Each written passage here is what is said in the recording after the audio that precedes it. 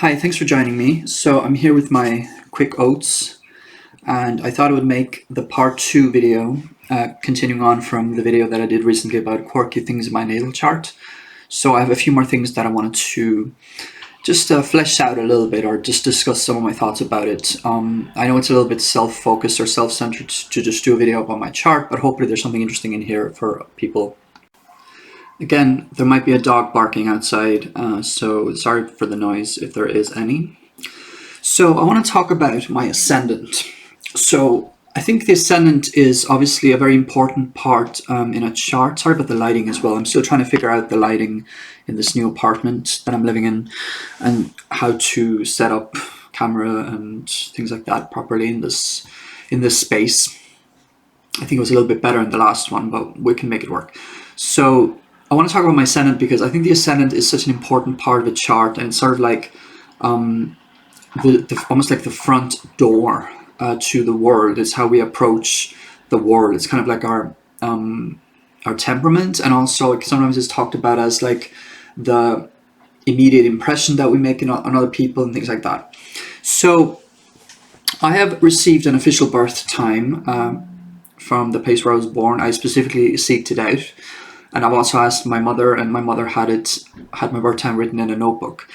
And so the time that I got from my mother and the time that I got from the place where I was born were the same. But I still sometimes doubt my ascendant. Occasionally I doubt my birth time and my ascendant because there are certain things that doesn't quite line up perfectly. And I wanted to talk about, it's interesting that, like with the time that I have officially received, I have Aries rising, Aries ascendant, right? I also have Aries sun. So that's really interesting. I don't feel like I'm a double Aries, but maybe there is a way in which my soul is living in this lifetime that is Aries, if you think about it, because not all descriptions of Aries are super accurate. Like there's things that we experience that may not line up with all these generic descriptions, right? You have to look a bit deeper at times to really get it. I'm some of the way there. I'm not all the way there to understanding everything about my chart, but I'm making progress and I'm getting there. But I wanted to talk about the fact that I have Aries rising with the official birth time that I got. But if my birth time was 8 minutes earlier, if they had given me like an official birth time that was 8 minutes earlier, I would have Pisces rising. And in a way, I actually relate to that. I think there's things when I read about Pisces rising that click. They sort of make sense for me, but it could also be, and this is kind of one of my main points in this section, is that I want to talk about, maybe I feel like I am not super Aries, or that my Aries-ness is a bit obscured, or that I feel like I might have Pisces rising instead of Aries rising. It might be because my sun and my rising, if it is Aries rising, are both square Neptune. And I think Neptune is the sort of planet that it can literally obscure. It can literally obscure an expression of a certain element in a person, or like a certain expression. So, for example, even like Venus square Neptune in a chart can mean that the person has obscured understandings of their love life, or their own values, their own self-worth, or other people, or interactions that they have with other people. That's one expression of Venus square Neptune, right? So that could be one way of looking at it. So maybe it is that, like, because I definitely have Sun square Neptune, which can obscure my Aries nature and make me, because Neptune and Aries are not super similar. Like they're not really compatible, right? So Sun in Aries square Neptune is it adds a sort of a sensitivity and a sort of a vagueness and a certain obscurity to the Aries nature in me. And so maybe that's the same with my ascendant. If my ascendant is in Aries, it's also square Neptune. So maybe Neptune is literally obscuring, putting a veil over my Aries ascendant, which Aries ascendant and Sun in Aries, if you have them both, you should be very Aries. It should be very sort of, what you see is what you get. You seem like an Aries, and you're also an Aries on the inside. Also, there's other things going on, like I have Moon in Scorpio, which is more reserved, things like that. Even like Venus in Taurus is a little bit more, it's more patient, it's more slower moving. It's not like this explosive, powerful Aries energy, right? So I think maybe the fact that I've talked about this to a few people, some of you might be watching, I've talked to you about why I don't necessarily seem like an Aries, or why I don't seem like a double Aries. And it might be because Neptune is obscuring my Aries placements. Certainly my Sun and maybe my Ascendant. Like if my Ascendant is in Aries, then it will be also square Neptune. So maybe there is something that is obscuring between, like if Neptune is squaring them, then maybe that is creating this kind of illusion about my Aries personality. So maybe I actually am very Aries in some sense, but it's just being hidden. There's an illusion on it. I have an illusion of not being very Aries, but I might actually be Aries if you look a little deeper and if you know me on a more personal level, right? So if my birth time was 8 minutes before, it might have Pisces rising as well. So maybe that's another thing, that like maybe I actually do have Pisces rising. There's a teeny tiny chance that maybe I have Pisces rising. Maybe the birth time that I was given is 8, 9, 10-ish minutes off. And so I would have Pisces rising then. I certainly relate to the intuition and the emotional sensitivity of Pisces. And like even like the music and the delving into music and poetry and art and kind of almost escapist tendencies at times as well. Certainly I have a thing for wanting to be immersed in things that are not realistic, almost. Like I want to go to the theater, or like I want to go to a dance performance. I want to go to the cinema a lot. Like I don't want just pragmatic things. And it can be positive, but it can also be negative if you take it too far, right? But anyway, so there's that. Next thing I want to talk about is another quirky or interesting thing about my chart. It's maybe not quirky per se, but it's something that I find interesting, is that I have Chiron and South Node both in Cancer, and they're conjunct, right? So the way that I interpret that is Chiron in Cancer is very sensitive. I made a video about Chiron in Cancer as well at one point. Also, South Node in Cancer means that I have a lot of energy from the past that is Cancerian. I'm maybe it's my natural tendency to want to stay in my Cancer comfort zone instead of moving to the Capricorn North Node, which is about career, which is about pragmatism, which is about building myself up. That's very difficult for me. It doesn't come naturally to me, right? Cancer things come naturally to me. So nursing my own emotions, being careful about my own emotions, being careful about other people's emotions, right? I want to make sure I'm not stepping on toes. I want to make sure that I'm feeling good and that other people are feeling good, right? So Cancer has this kind of nurturing energy, right? Also, I can be somewhat of a homebody at times, although I also love going out there and exploring. But there's a side of me that is a homebody.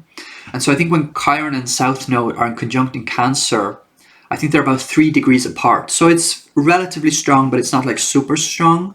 But I think, South Node has so much to do with our past and sort of things that we've taken from, let's say, past lives, or even the past in this life, that are obvious to us. They're natural to us.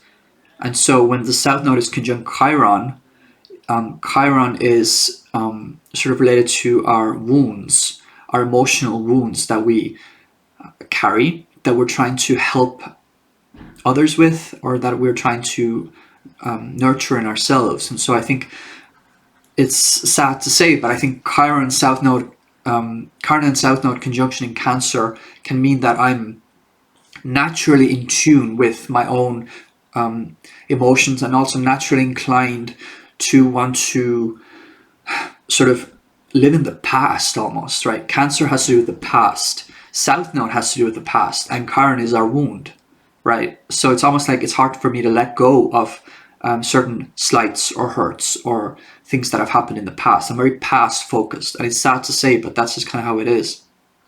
So I think that is interesting if you think about Chiron and South Node in Cancer together. So South Node is where we come from and what comes naturally to us based on our past karma that we've accumulated, and Chiron is our emotional wound, right? And so it's like I'm very much naturally in tune with my own wound, right? I hope I explained that perfectly, or sorry, like I don't think I explained that perfectly, but I know what I'm trying to say. It's a little bit hard to explain, but hopefully it makes sense. And also, I nearly forgot that I do have the IC in Cancer. If I do have Aries ascendant, then I also have IC in Cancer, right? And that is also like our past. The IC is like our, you know, our roots. So roots past, you know, they're kind of connected, right? So if I have IC, Chiron, and South Node in Cancer, I think that is a good explanation. I think it's safe to say that that is a good explanation for why I am focused on the past, why I tend to remember things from the past, things that people have said, things that I have said, just waking up in the middle of the night and starting to think about embarrassing things that I've said, right? Cancer, IC in Cancer, South Node conjunct Chiron in Cancer, right? Hard to let go of pains or hurts from the past. Hard to let go of the past in general, right? But I'm working on it. Aries doesn't like to dwell on the past. So I'm an Aries sun, possibly ascendant, Mercury as well. So I don't like to dwell on that. I do dwell on it, but I don't like to dwell on it, if that makes sense. So I think the Aries makes me a little bit more in the present. I can be very in the present as well, but then I go into my Cancer moods where I will think about the past. I want to talk about one last thing in this video, and then I'm done for this video, and then I will move on to another video that I want to make, which will be a question and answer thing about astrology, where I kind of came up with questions that people that I want to talk about, but that people might be curious about when it comes to astrology. But I just want to talk a little bit about my transiting sun. So I think this isn't necessarily about my birth chart, but it certainly has to do with my own personal evolution, right? So that transiting, I don't know how long this has been going on.